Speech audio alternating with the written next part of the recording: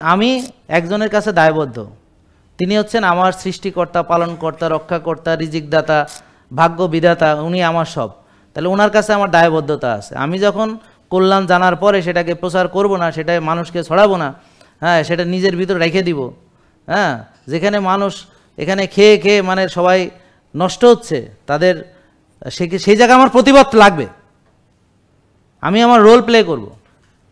আমি যেখানেই যাব আমি আমার ইসে চলবো। এই যে সাব্বির বিয়ে করেছে, এই যে সাব্বির তো আমার সঙ্গে আছে, কাজ করে, হ্যাঁ, আমাদের টিমে আছে।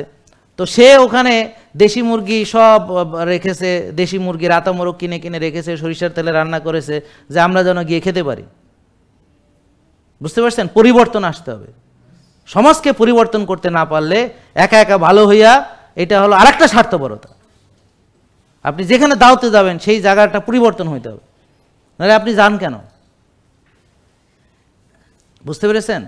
তা আপনারা যদি পরিবর্তন করতে না পারেন কোনো কিছু, তাহলে আপনি মানে আপনার যে দায়, আল্লাহর কাছে যে দায়, সেটা থেকে এড়াতে পারবেন না, দায় এড়াতে পারবেন না, দায়িত্ব থেকে আপনি বাঁচতে পারবেন না। মনে রাখবেন কথাগুলো সত্য এবং রূঢ় বাস্তব, কঠিন হলেও এটাই সত্য।